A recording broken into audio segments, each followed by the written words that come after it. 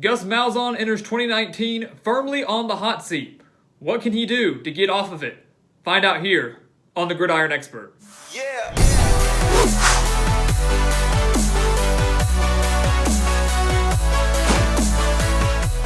Since 2014, Gus Malzahn has exceeded 8 wins at Auburn only once. That, of course, coming back in 2017 when the Tigers went 10-4, including a win over Alabama and Georgia and an appearance in the SEC title game. Now entering his 7th season with Auburn, Gus Malzahn finds himself firmly on the hot seat and needs a season much like he had in 2017 to get himself off of it. And he is lucky because the schedule in 2019 is very similar to the schedule they had back in 2017. But can this team in 2019 replicate the success that they had 2 years ago? The Tigers returned 7 starters on offense but have a major question at the quarterback position. Will it be Joey Gatewood or will it be Bo Nix who starts in Week 1 against Oregon? Our money right now is on Joey Gatewood, and I think right off the bat that is probably going to be the best fit for the Tigers, at least to start the season.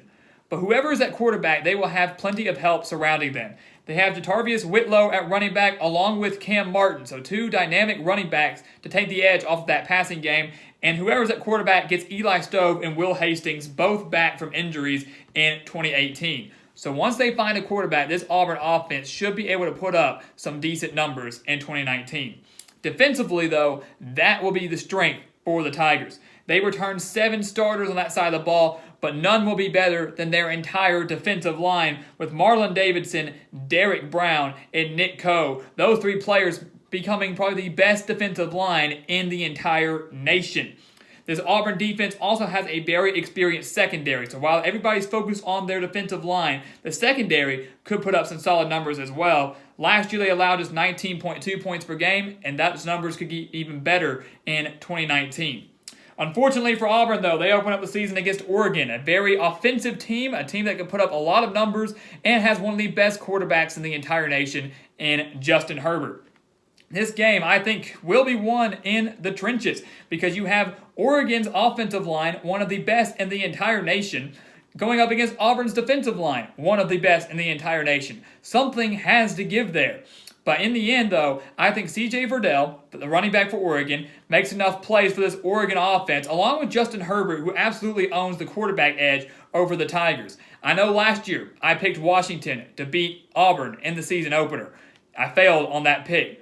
But this year, I'm sticking with the Pac-12. I think Oregon's team this year is much more experienced, I think even better than that Washington team last year. Auburn still has questions across the board, and even though Gus Malzahn is going back to calling the plays in 2019, I think that this Oregon team gets a big season-opening victory over a quality SEC opponent.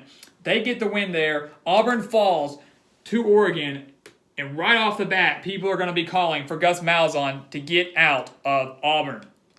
They bounce back with 2 wins over easy opponents, Tulane and Kent State. Tulane, not as easy as Kent State, but we do believe that Auburn should take fairly easy care of them. So they are 2-1 going in to SEC play. They open it up, though, on the road against Texas A&M. Last year at Auburn, the Tigers survived a game they probably should not have won, beating the Aggies 28-24 and scoring 2 touchdowns in the final 5 minutes and 14 seconds. The Aggies definitely blew that game, but a phenomenal job by the Tigers to not give up down the road in the 4th quarter and get the win. This year, though, it will be quite different.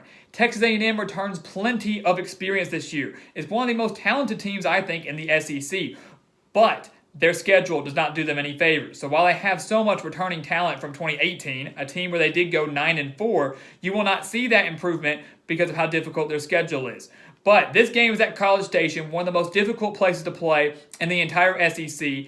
I'm curious to see how the secondary of Auburn responds to Kellen Mond. They did a decent job against this Texas A&M offense last year, but Kellen Mond and his crew of wide receivers in 2019 will be even better this year. I think Texas A&M at home gets the win over the Tigers, and they fall to be 2-2. And once again, the time will be coming when Gus Malzahn might get fired from Auburn. Whether they fire him prematurely, much like LSU did a few years ago, a couple weeks into the season when they fell to Auburn, that remains to be seen. But 2-2 is not the start that Auburn wants, and certainly not the start that Gus Malzahn wants if he wants to keep his job with the Tigers. If he still has the job, though, they come back home to face off against Mississippi State. And last year, the Tigers fell to the Bulldogs 23-9 as the number 8 team in the country. They allowed the Bulldogs to rush for 349 yards that night in one of the bigger upsets early on in the 2018 season. This year, though, Mississippi State loses a lot of talent. They lose their star quarterback in Nick Fitzgerald, and they lose a lot of defensive talent this year, all gone to the NFL. They have a quarterback question, like the Tigers themselves. Will it be Keaton Thompson, or will it be Tommy Stevens, the transfer quarterback from Penn State, who played under the current Bulldogs head coach in Joe Moorhead? Regardless of who it is, I don't think this Mississippi State team has enough to come on the road and beat Auburn. I think this Auburn defense swallows this Mississippi State offense up, especially along the defensive line. No way the Bulldogs rush for over 300 yards this year. Maybe not even $125. I think Auburn gets the win at home against the Bulldogs. They are 3-2, 1-1 in SEC play. They then get a very unfortunate cross-division game against Florida. Of course, the game against Georgia is always going to be there, but they draw Florida, arguably the second-best team in the SEC East, and they have to go to the Swamp, where they have not played since 2007. The last time these two teams met was back in 2011, so of course it has been a while. But a lot of people are already quick to dog on Florida, saying that the Gators have lost so much through the transfer portal and that they're really not that good. And the people that are saying that don't know what they're talking about. Dan Mullen took over, I believe it was a 4-7 team 2 years ago, transformed them into a 10-win team just last year. Felipe Franks will be even better in year 2 as starter for the Gators. Their offense across the board will improve in year 2 under Dan Mullen's scheme, and their defense could be one of the best in the entire SEC.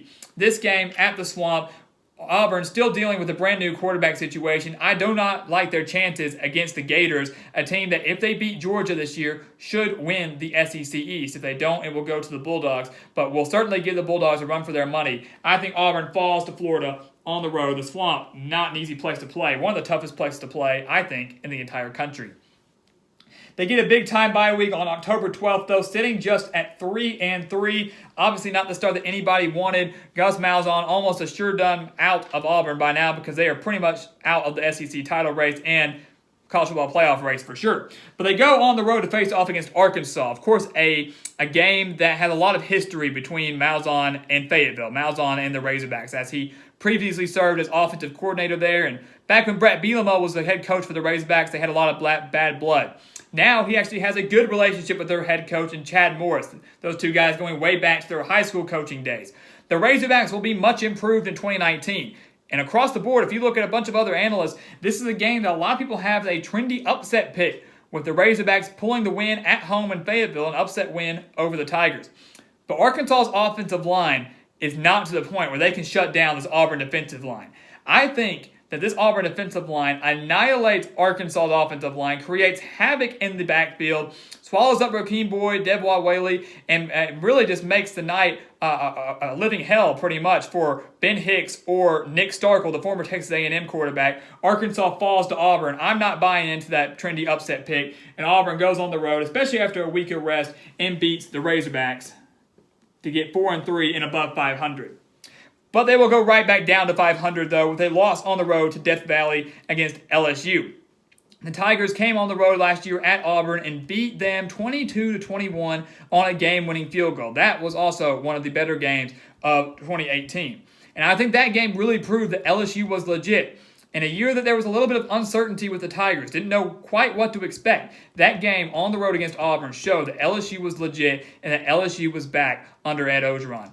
Now they return one of the best secondaries in the entire nation. And Joe Burrow at the helm at quarterback will lead an offense that will be even better in 2019 and finally has given LSU the offense they've been lacking for about the past 7 or 8 years. This game at Death Valley, Auburn will once again fall to the Tigers, and that is another loss for them. They are 4-4, right at 500. They then get Ole Miss, though, at home. And this is an Ole Miss team that I've loved the offseason hires that Matt Luke has done, bringing in Rich Rodriguez as offensive coordinator, bringing in Mike McIntyre as defensive coordinator, both former head coaches at Arizona and Colorado. But Ole Miss loses Jordan Ta'amu. Ole Miss loses their star wide receivers. Really, their strength is going to be defensively, in the defense, despite returning 10 starters, will not be that drastically improved. I think Auburn takes fairly easy care of Ole Miss, especially with this game being at home, and they are 5-4 on the season. And then comes the two games that matter the most, Georgia and Alabama, because we assume they're going to take easy care of Stanford. These are huge games for the Tigers. Sitting here right now, we'll count the Stanford game, so sitting here at 6-4, they are out of SEC title consideration. They're out of college football playoff consideration. But if they can beat Georgia and Alabama, two of their biggest rivals, it can be considered a successful season for Auburn. Last year, Auburn lost on the road against Georgia 27-10. But the last time the Bulldogs visited Auburn, they won 40-17. Auburn won 40-17, and Georgia was the number one team in the country at the time.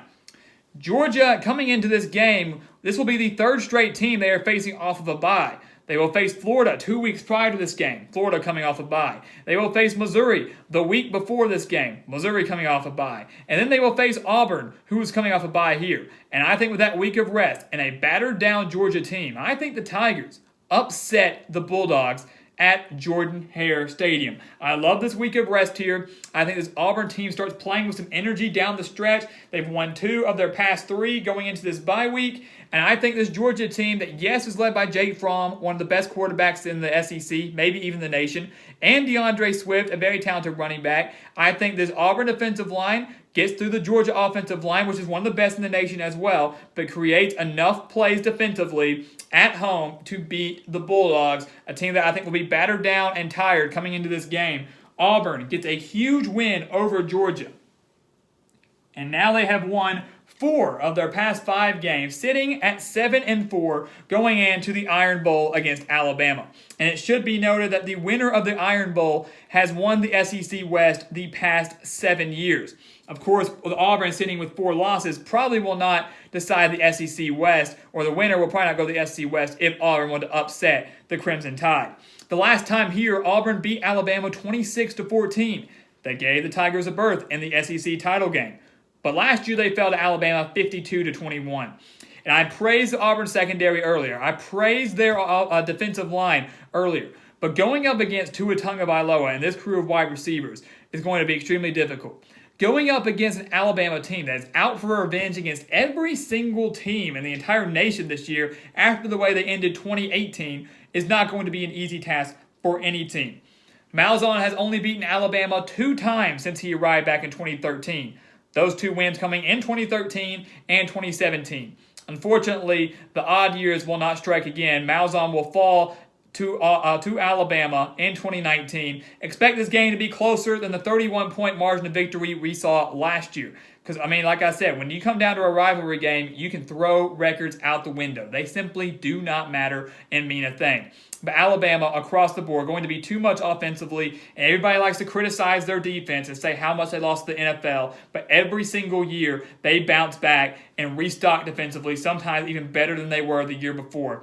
The Crimson Tide come on the road and beat Auburn, handing Auburn yet another loss to the Crimson Tide under Gus Malzahn, and the Tigers finish the season 7-5. And I know for a fact that a lot of the Auburn fans will strongly disagree with this. But when you look at this schedule and you look at the questions that Auburn has, especially offensively, I think defense, they are solid. But offensively is where the questions are. Malzahn will take over the plays. You have questions at the quarterback position, and then you've got to bring in some new wide receivers. I know Stove and Hastings are not new, but they're coming back from injuries, and you never know how players will respond to that. When you look at the schedule, maybe you give Auburn the win over Oregon, so they are 8-4. But I do not think they go on the road to beat Florida. I do not think they go on the road to beat LSU. Maybe they can snag a win against Texas A&M. But I think 9 wins is the ceiling. The best case scenario for this Auburn team. But we're predicting 7 wins this year, and a 7-5 record will almost surely spell the end of the Gus Malzahn era at Auburn. So it will be a very big year for Auburn in 2019, a very intriguing year for Tigers football. For some fans, this will be a good thing. It will begin a new era for them. And for some fans, this will be a very disappointing year, and they don't want to get rid of Malzahn. But it all remains to be seen. But a very disappointing and not very exciting year for Auburn in 2019. 7-5 once again in 2019. So guys, as always, thank you for watching us here on YouTube. Go follow us on Twitter and Instagram at Gridiron Expert, and go check out our official website, thegridironexpert.com. Sign up for our newsletter and sign up for our expert picks.